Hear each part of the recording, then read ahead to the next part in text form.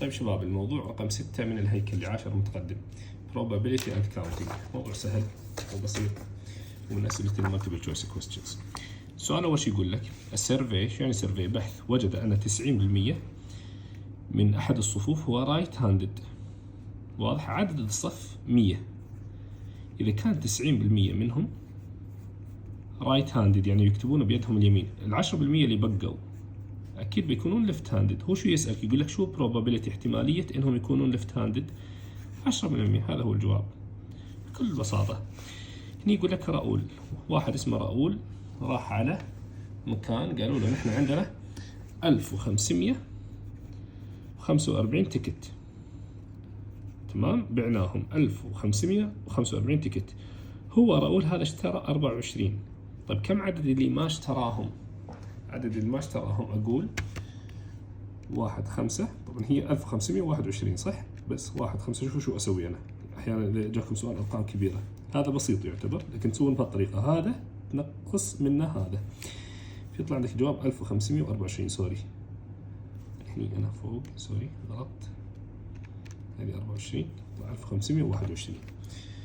فهذه احتمالية فوزه لأنه اشترى 24 وهذيلا ما اشتراهم، احتمالية خسارته. هو شو يسألك؟ يقول لك شو البروبابيلتي راؤول will not win the grand prize، يعني شو احتمالية أن تكون بطاقة الفوز من هذا الجروب مو من هذا جروب، هذا الجروب هو اشترى، يعني أي واحدة تطلع من بين هذيل ال 24 راح يكون هو الفائز.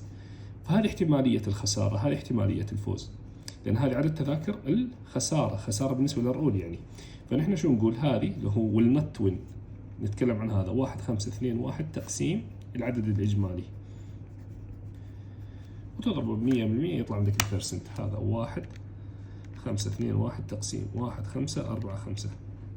هذا هو الجواب، اضربه ب100 يطلع عندك الجواب 98 بوينت تقريبا 5 تقريبا بالمية. واضح؟ إذا هذا قلنا 10%، وهذا قلنا كم؟ 98.5%.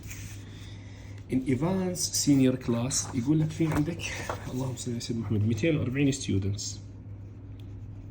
85% منهم are planning يخططون to attend college after graduation، يعني يحضرون إلى الكلية بعد التخرج. طيب إذا هذول بيحضرون، اللي ما بيحضرون كم؟ 15%. شو يقول لك؟ What is the probability that a senior chosen at random is not planning، يعني كم نسبة الأشخاص اللي ما راح يحضرون؟ 15%. واضح؟ لأن هذه وهذه 100% مع بعض صح؟ إذا هذه 85 هذه بتكون 15، يعني نفس هذا السؤال، هذه وهذه مع بعض يشكلن 100%. اتفقنا؟ طيب فإذا كم طلع الجواب؟ قلنا 15%. نيجي على فين دياجرام. هذا الدياجرام سهل جدا وبسيط. فشو يقول لك؟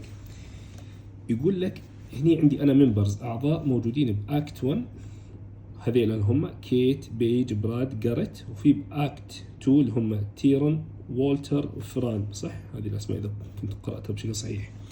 يعني اللي بأكت 1 هذيلا وبأكت 2 هذيلا، واللي موجودين بأكت 1 وأكت 2 اللي هم آرمي وأليكس. هو شو يقول لك؟ A intersection B، يعني المشترك بين A و B اللي هو أكت 1 وأكت B، يعني موجودين هني وهنا، اللي هم من اللي بالنص آرمي وأليكس، صح؟ إيمي وأليكس، لأن الصورة مش واضحة صراحة. طيب يقول لك what is the probability that the students who's choosing to attend the conference is cast in only one of the two، يعني يعني ما يكونون مثلا موجودين بهذا وبهذا، يعني يا يكونون يا بأكت 1 بأكت 2 يا بأكت 1، يعني ممنوع يكونون موجودين هني وهناك. واضح؟ فهو شو يقول لك؟ in only one موجودين هذيل الأربعة وهذيل الثلاثة مع بعض كم يشكلون؟ 7 تقسيم العدد كامل اللي هو 1 2 3 4 5 6 7 8 9. 7 تقسيم 9، هذه 7 تقسيم 9 تضربها ب100 عشان يطلع معك البيرسنت. الجواب 77 بوينت تقريبا 8%.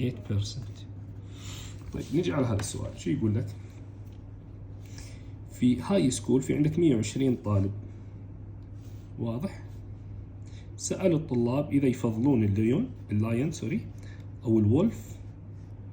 فمجموع الطلاب 120، اللي فضلوا اللاين اللي هو الأسد 78، واللي فضلوا الولف اللي هم 42. شو يقول لك؟ what is the probability that randomly selected students will have voted for lion، بس لللاين. فشو تسوي؟ رقم اللاين تقسيم التوتل. واضح؟ فهمي 78 يعني أذكر أنا درست صف سابع تقريبا قبل 2021 كان مواضيعهم حتى أسئلتهم أصعب شوية عن هذه. 65 لو تضربها ب100 تصير 65%. واضح؟ إذا جاك بالاختيارات هذا أو هذا واحد، زين يا شباب؟ يعني إذا كتب لك إياها ديسمل بهالشكل بدون بيرسنت، أو يكتب لك 65 مع بيرسنت بدون بوينت. واضح؟ نفس الشيء، هذا يعتبر 65% وهذا 65%. نروح على السبينر اللي هو هذا. يقول لك شو احتمالية إن السبينر يقع على برايم نمبر؟ شباب برايم نمبر باختصار، شو يعني برايم نمبر؟ يعني هذا الرقم ما في رقمين صحيحين أضربهم مع بعض يعطوني هذا الرقم. فرضا 7 في رقمين تضربهم مع بعض يعطونك 7، لا تقول لي 7 و1 هذا انساه، أي شيء بواحد انساه. مثلا ما في 6 مثلا 3 و2 سهلة، 8 مثلا 4 و2، 10 5 و2، 12 4 و3 أو 6 و2، لكن السبعة ما في رقمين يعطوني 7، إذا هذا يعتبر برايم. هني في رقمين يعطوني 29، لا كل واحد برايم راح عنده شخطه. في رقمين يعطوني 29، لا إذا هذا واحد. في رقمين يعطوني 53 بعد لا. رقمين يعطوني 47، لا. يوم أضربهم، يوم أقول لك رقمين أضربهم مع بعض، بس الجملة طويلة من باب الاختصار، رقمين أضربهم مع بعض، رقمين صحيحين أضربهم مع بعض، ركز بالجملة، رقمين صحيحين 2 integer numbers، يعني ما في 2.5 مثلا. هذا ممكن واحد يقول 3.5 ضرب 2، لا ما أريد البوينت، أريد integers يعني عدد صحيح بدون ديسيمل. واضح؟ في رقمين صحيحين أضربهم مع بعض يعطوني 47، لا، ولا 19 ولا 37 ولا هذا ولا هذا، إذا جميعهم برايم. فشو نسبة إن هذا المؤشر يقف عند واحد برايم؟ 100%، لأن لو تحرك ووقف عند أي رقم هذا الرقم بيكون برايم، لأنه كاملين هذيلا كلهم برايم. طب أنا لو جاني سؤال واحد منهم ما كان برايم، مثلا كان هذا 20 مثلا على سبيل الفرض، فشو صار عندي كم واحد برايم؟ 1 2 3 4 5 6 إلا هذه، يعني 6 من أصل كم عددهم كاملين اللي هو 7، والجواب تضرب ب100. واضح؟ لكن في هذه الحالة اللي هو هني 23 اللي طمسناها جميعهم برايم، إذا نسبة أو البروبابيلتي إنه يطلع السبينر لاند أو يقف على البرايم 100%. هذا السؤال في عندك 40 شخص سألوهم، قالوا لهم أنتم بتدخلون المول؟ في 7 قالوا لا نحن ما بندخل المول. طيب أنتم اللي بقيتوا اللي هم كم عددهم من أصل 7؟ 34 يدخلون المول، في 13 يدخلون للشوبينج، و9 يدخلون للدايننج، وفي 11 بيدخلون للشوبينج والدايننج مع بعض. فشو يقول لك؟ did the probability that person chosen will be someone who visited the mall for shopping and dining، يعني داخلين للشوبينج والدايننج مع بعض، يعني هذا. فنقول 11 تقسيم التوتال كامل اللي هو 40، نقول 11 تقسيم 40 والجواب نضربه ب100، 27.5. ولا تنسون إشارة البيرسنت، إذا ضربت ب100 حط البيرسنت، إذا ما ضربت ب100 خلي الأرقام على حالها. واضح؟ أو لا تحط إشارة البيرسنت. والله يساعدكم.